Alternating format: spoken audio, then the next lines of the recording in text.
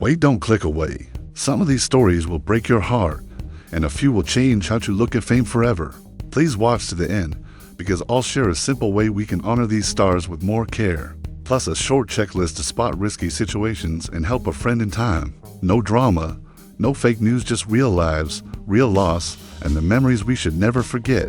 Christina Grimmie was the kind of artist who made a room go quiet the second she sang. From simple bedroom covers to a soaring run on that big singing competition show, her voice and her kindness pulled people in. After a concert in Orlando, she did what she always did. She met fans, arms open, smile wide.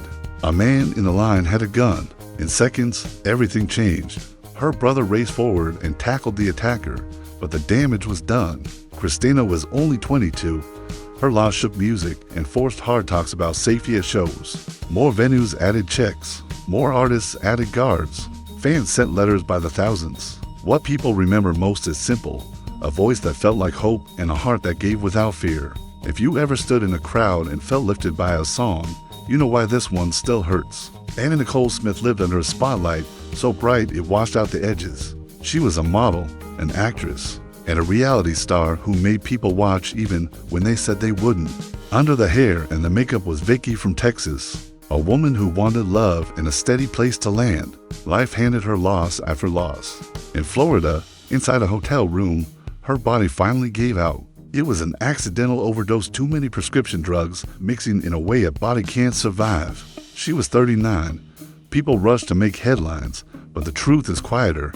She was a mother, a friend, a person who was hurting and didn't get the help she needed in time. Her death brought up old questions we still struggle with: who is looking after the famous? When the cameras turn off, who says enough before it's too late? Behind the gossip were court fights, a baby, and a family trying to hold together. Remember the person, not the circus. Simone battled with sunshine on stage. She acted as a kid, fought through a huge talent show, and then moved crowds as a member of a rising girl group. The songs were catchy and strong. The message was we lift each other up, and fans believed it. But fame can be loud on the outside and quiet on the inside. The pressure, the speed, the need to be perfect, sometimes it becomes too much. Simone died at 25. The shock was instant. Her group honored her with a song that felt like a prayer, and the industry had to say the words it avoids: mental health, burnout, and help that needs to arrive sooner. If you love her music, keep playing it. If you live in that same storm, please tell someone today. One voice can save a life. To Alaman was the soft heart on a show that often rewards drama. She didn't play mean. She wore her feelings on her sleeve. Fans from that dating series saw a real person, not a character. In New Orleans, after a hard stretch, she tried to take her own life. Her boyfriend found her and called for help. Family came. Doctors tried. She passed 2 days later at 29.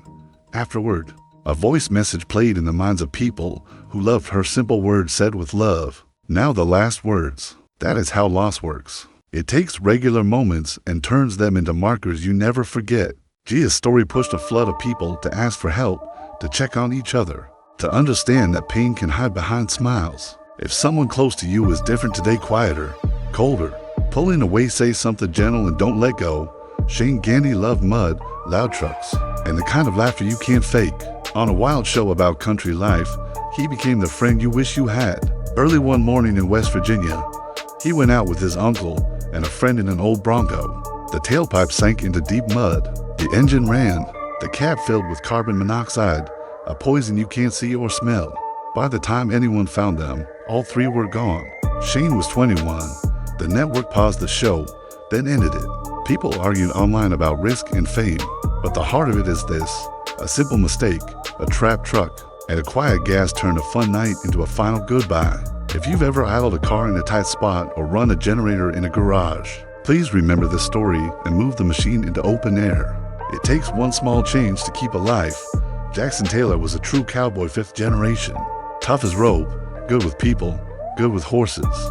On a ranch competition show, he stood out right away, not just for skill, but for the way he steadied others. At a rodeo in New Mexico, a bronc threw him hard. The injuries were fatal. He was 33. Tributes rolled in from fellow riders and fans who saw the real thing in him: courage, grit, and grace. The show aired after his death with a different tone. Every cheer felt like a salute. Sports like rodeo Racing and stunt work give us thrilling moments, but they carry a price. Jackson paid it doing the work he loved in a place that felt like home. Say his name when you see a cowboy hat in an open gate. He earned that respect. Let's pause and do something small together. Close your eyes. Say each name once. Christina, Anna, Simone, Shane, Jackson. That's not for the views. That's for them so the internet doesn't eat their stories and spit out only shock. They were more than headlines. They were people who woke up, tried, loved, failed, tried again, and gave us something to remember. Now, here's the quick watch till the end promise I made a simple, kind checklist we can all use when someone we care about is in a rough place.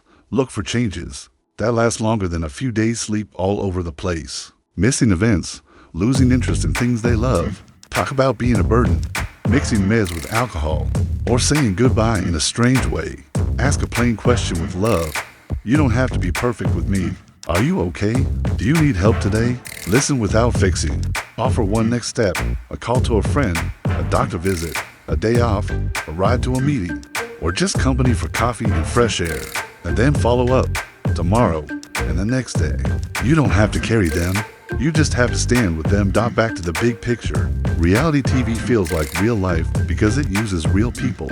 That's why these losses hit so hard. We saw them laugh. We saw them cry. We felt like we knew them. But the cut between scenes can hide a lot.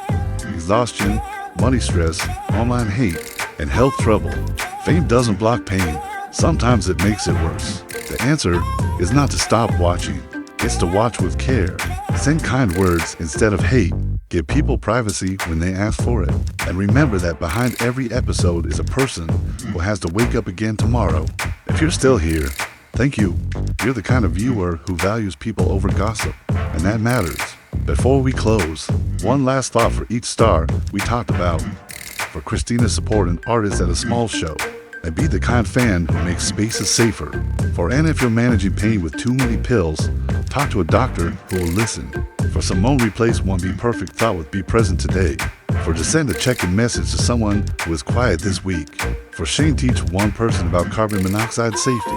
For Jackson, show up and clap for someone giving their all at their craft. Whatever it is. We started with shock. We end with purpose. If any part of this moved you, please watch the video all the way through.